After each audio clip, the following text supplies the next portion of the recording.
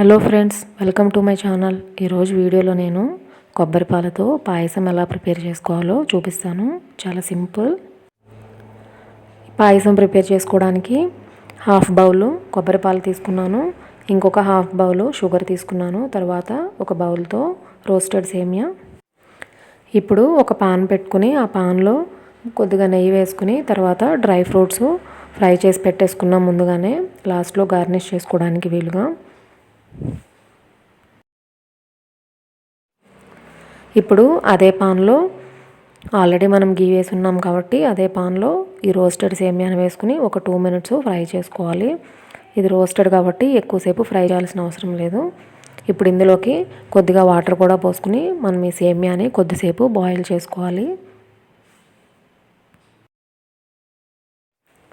రెగ్యులర్గా మనం పాలతో చేసుకునే పాయసం కంటే కూడా కొబ్బరి పాలతో యూజ్ చేసిన ఈ పాయసం అనేది చాలా టేస్ట్గా ఉంటుంది.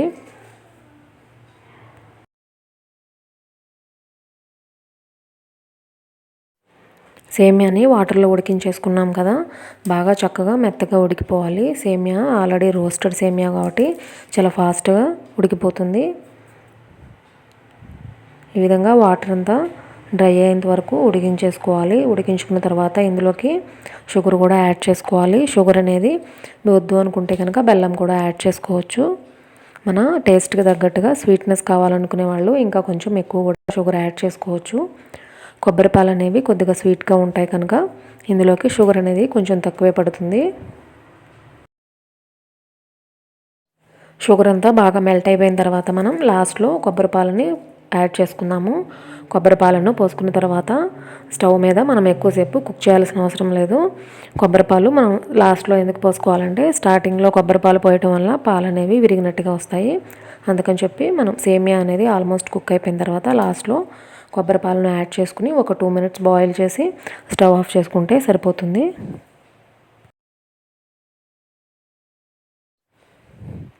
ఒక 2 minutes బాయిల్ చేసుకున్న తర్వాత డ్రై ఫ్రూట్స్ అన్నీ వేసుకోవాలి. ఇంకా లాస్ట్లో ఇలాచీ పౌడర్ కూడా యాడ్ చేసుకుని ఒక 2 minutes ఆ విధంగా ఉంచేసి మనం స్టవ్ ఆఫ్ చేసుకుంటే సరిపోతుంది. చాలా సింపుల్గా ప్రిపేర్ చేసుకోవచ్చు. మనకు ఫాస్ట్గా కూడా ప్రిపేర్ అయిపోతుంది. 5 minutesలో రెడీ అయిపోతుంది పాయసం అనేది. చూసారా, చాలా సింపుల్గా ప్రిపేర్ చేసేసాం. ఈ వీడియో కనుక మీకు నచ్చినట్టయితే లైక్ చేయండి, షేర్ చేయండి, అలాగే నా ఛానల్ని సబ్స్క్రైబ్ చేసుకోండి.